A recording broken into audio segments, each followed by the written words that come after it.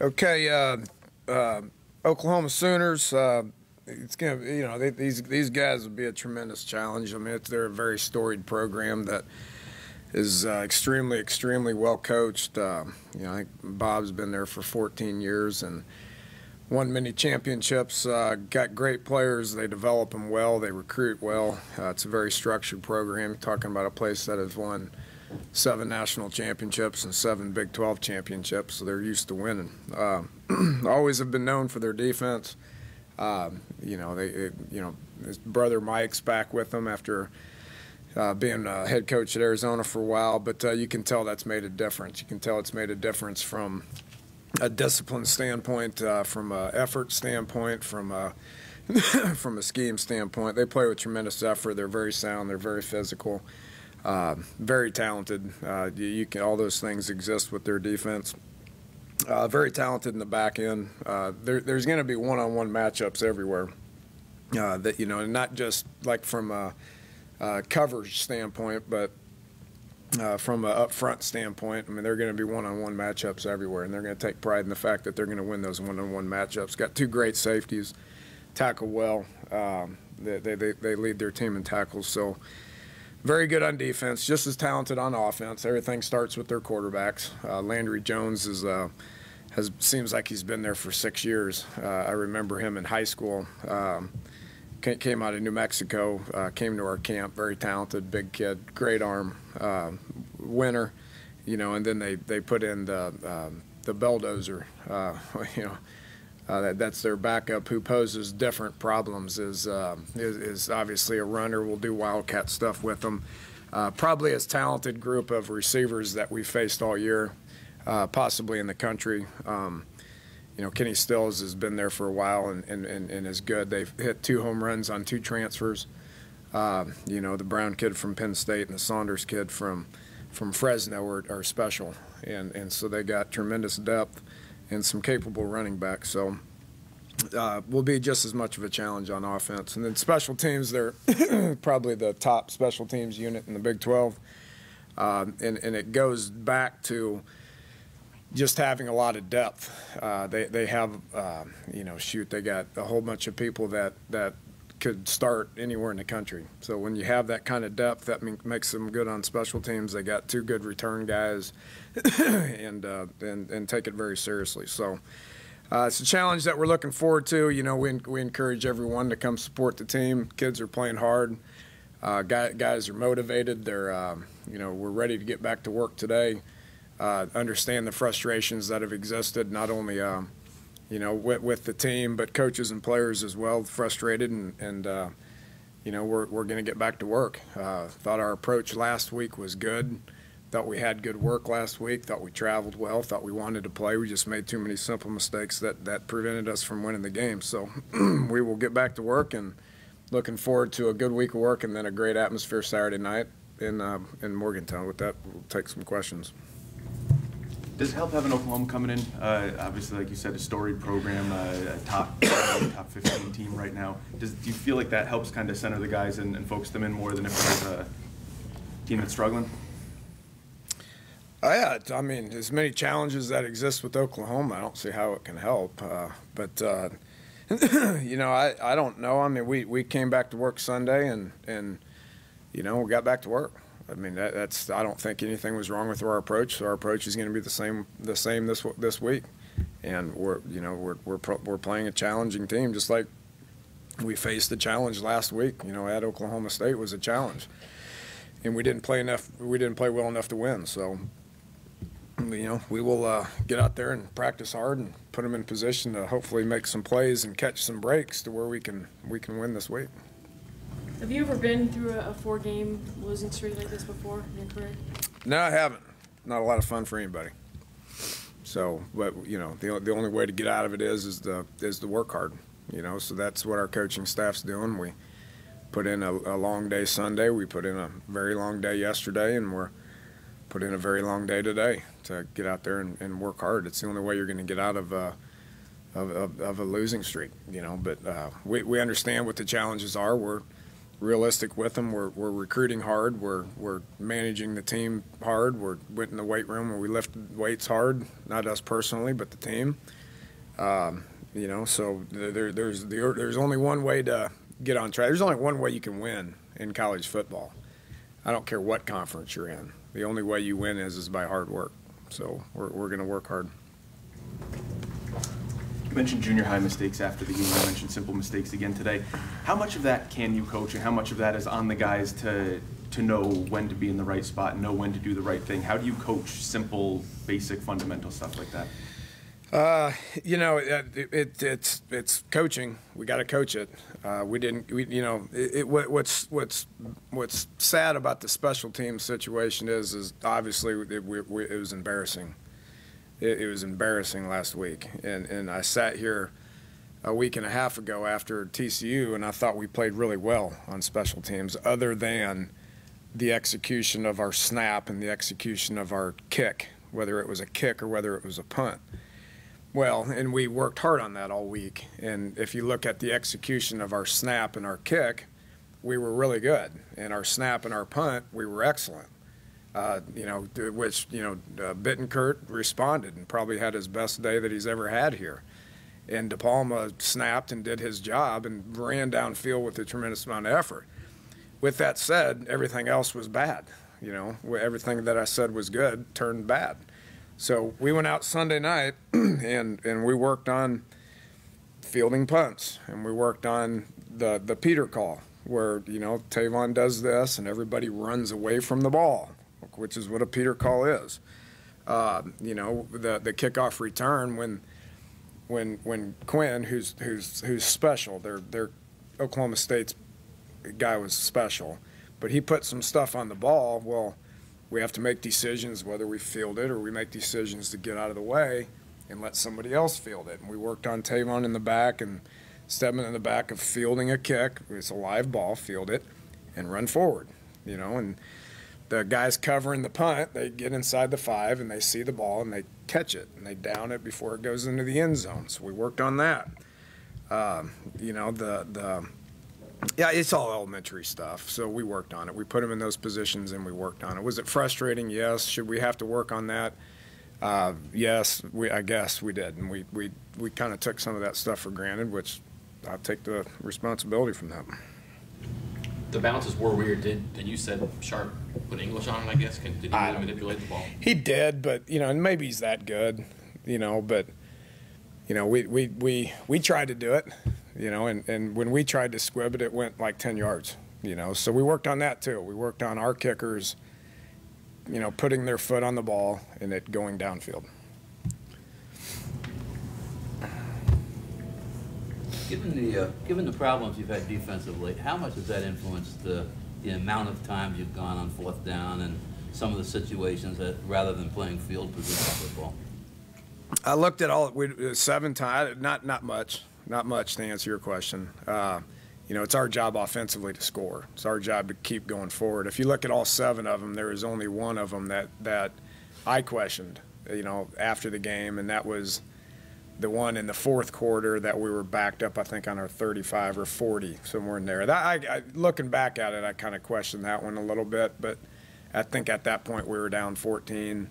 They had just had an 80-yard score, so made the decision to go for it, and we didn't get it. Other than that, the other 6, I'd do it again. You know, I mean, we're talking about again in that 35-yard line, you know, which we scored with Paul, which that was 4th and 12 on the 35. I didn't feel good about the field goal because of the wind. Didn't feel good about the punt because you have a chance at only gaining 15 yards. So we took a chance and it worked out. You know, and then a couple of the goal line ones, we got to, you know, 3rd and short, 4th and short. We got to be able to get it.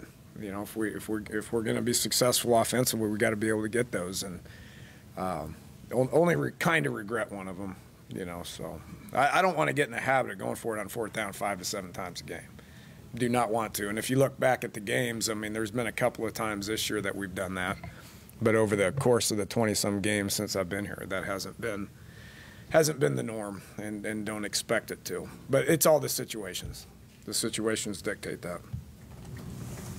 Now that you had a chance to go back and kind of look at it, can you evaluate your defense, what you guys did against Oklahoma State, and do you feel like that was a step in the right direction for those guys? Yeah, still too many mental mistakes. More mental mistakes than physical mistakes. The plays that they hit us on, you know, we were good against the run again, other than the reverse, okay, which was a mental error on 2 of our guys being in the wrong spots. They didn't read their keys and went in the wrong spots. You know, but other than that, we did a pretty good job of stopping the run.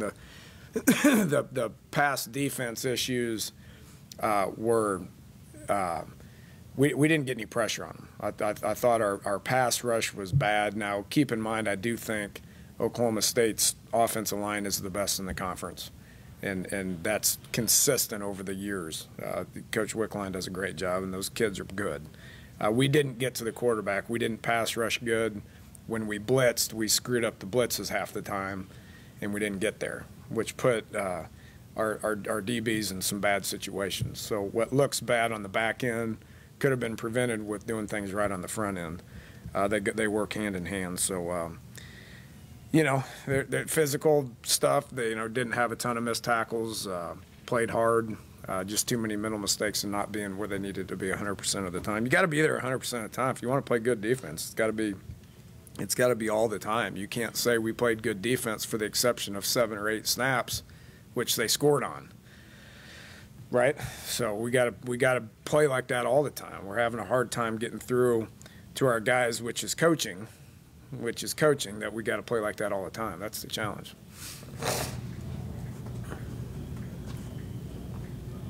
Danny, your run game was pretty good in the first part of the season. Statistically, hasn't been as good lately. Is that a big issue offensively for you guys? Do you have to be better there to be effective? It's a huge issue. It's a huge issue, and we're going to work hard on it this week. You know, we did a poor job of establishing the line of scrimmage. Look at all our 3rd and shorts. We got no push.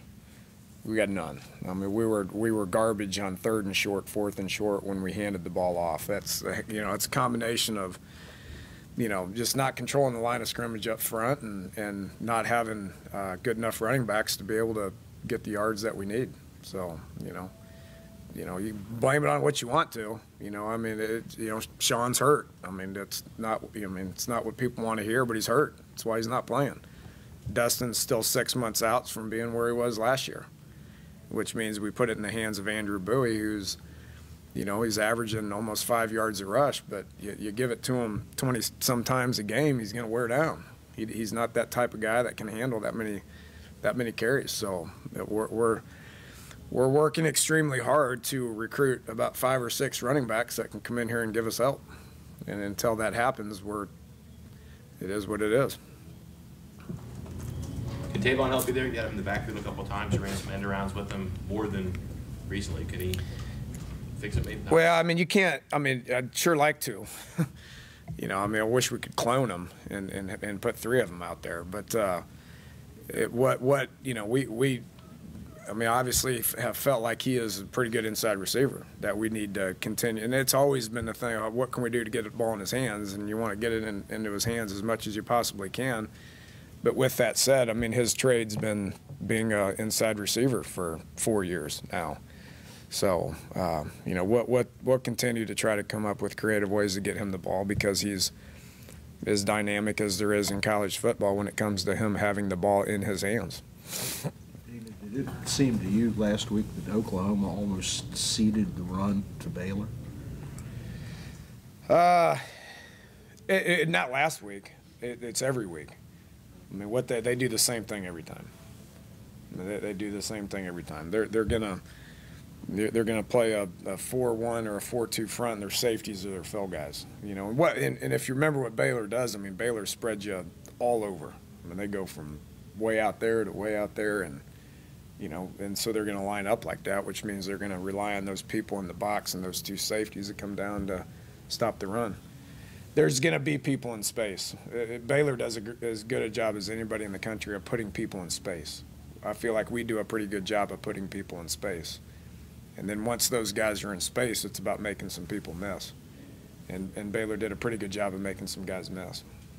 Part of what Oklahoma does, too, is just play straight up in the secondary, which is something you've not seen. Correct. Really all season, I don't think. Correct. Is that encouraging to you simply because everybody seems to have, I don't want to say a formula for stopping you, but everybody's been stopping you lately the same way? Yes, this poses different challenges. It poses different challenges. I can assure you it poses different challenges.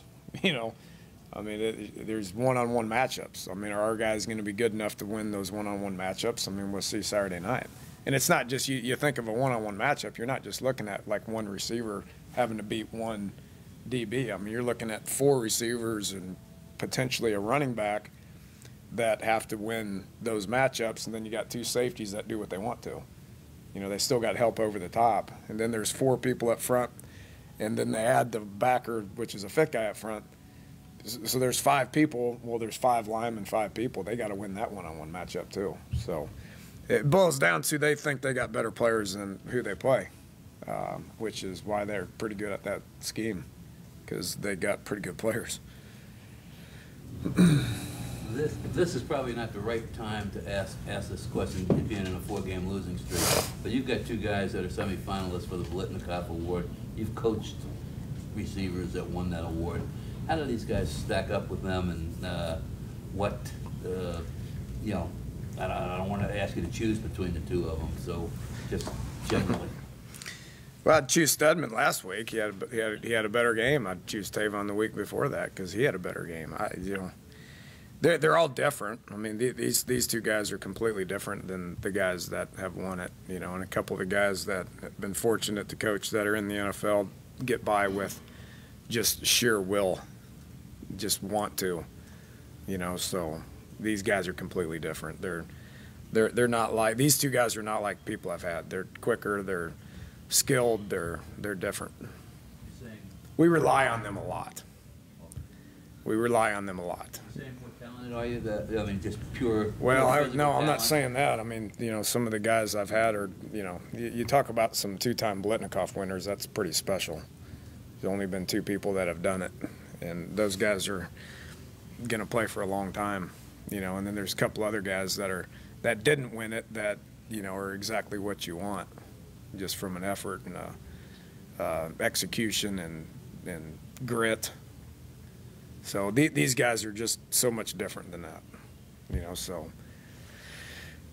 we target them a lot. They need to have the ball in their hands a lot, and there's a reason for that. Is Pat Miller still with you guys? Mm-hmm. Is there any indication that that might not be the case this weekend? Nope. Hope he gets out there and practices hard and gets better. We need him and a lot of other people to get better. So hopefully they take the coaching and get better. Can you speak to some of the receivers that you had kind of get some plays last week that, you know, obviously aren't normally in the mix? Yeah, effort, really good. Just the what I'm talking about as far as what needs to happen on every position involved is guys that it means a whole lot to, which, you know, was really proud of how you got to take a guy like Connor and Ryan and Cody Clay, who's been a fullback for the last 7 or 8 weeks, and we lined him up out at receiver, and he ran routes, and I don't think he got targeted ever, which you probably ought to target him because he's a big body, but just sheer effort, grit, want to. It means a lot to him. You know, those were 3 of the most disappointed kids in our locker room after the game. You know, we need more of that. We need more of that to exist. I was proud of how they did that. Is there anyone else you're kind of like keying in on this week to kind of do that? Obviously, with a little bit of a depth problem there now. At receiver? Yeah. I can't manufacture new people. That's what we got. Is there a temptation? I mean, I know it's really late in the season, but guys that are currently redshirting are There are not many of them. there aren't many of them. But is there any temptation to? Would you ever consider it at this point, or the guys who haven't played yet, they're not playing? I mean, it'd be pretty hard at this point. There's just not many of them. I mean, if they would have been ready, then they would have got pulled a couple weeks ago. Paul Millard, I mean, the kind of sample size we've seen of him in games is obviously pretty limited. What you know, him and his future. I mean, when you see him out in the game compared to what you see at practice, I guess can you explain his potential at that position? Or Yeah, it's kind of what you see in practice too. He gets out there, he throws an interception or a touchdown. We need a little bit of consistency to happen for him to be a productive football player. I mean, was proud of how he went in there. He didn't bat an eye. He ran in there and he called the play, didn't flinch. He took the snap, he worked the pocket, and he threw a great pass. And then the second time he went in there, he panicked and he threw it right to them, which they dropped, luckily. So he's doing good. I mean, it's going to be a good battle between him and Ford and whoever else we bring in here. I mean, that decision won't be made for quite some time. A lot needs to happen for us to figure that out. Dana, you're second inside guy. You had Tyler last year. Willie and Deb were kind of thick guys, stout guys. How much do you need that bigger body, whether it's a smaller guy who's just kind of thick or a bigger guy like a Cody or maybe even like a Will Johnson, just to be a different look, different figure out there? It helps on the inside.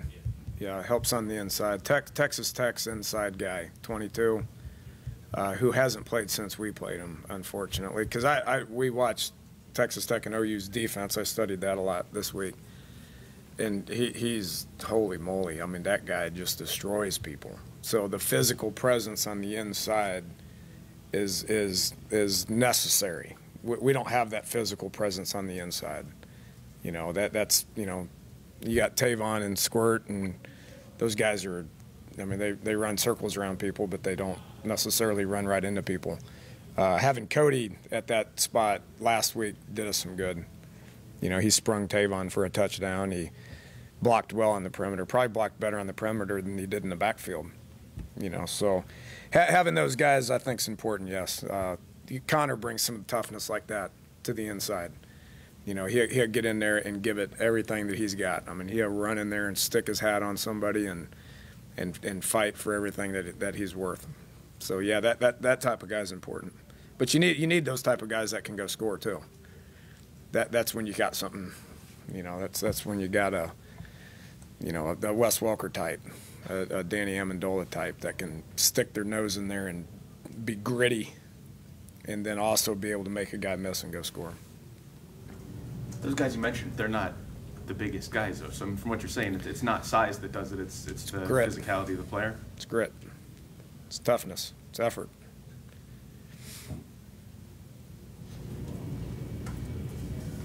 I know you've talked a little bit about going after some junior college guys looking forward. How do you evaluate that in the sense of, you know, obviously some of them are there for, you know, size reasons or grades reasons, that kind of thing. I mean, is there a trick to kind of determining who's going to be a fit for your program? Yeah, it's just evaluating.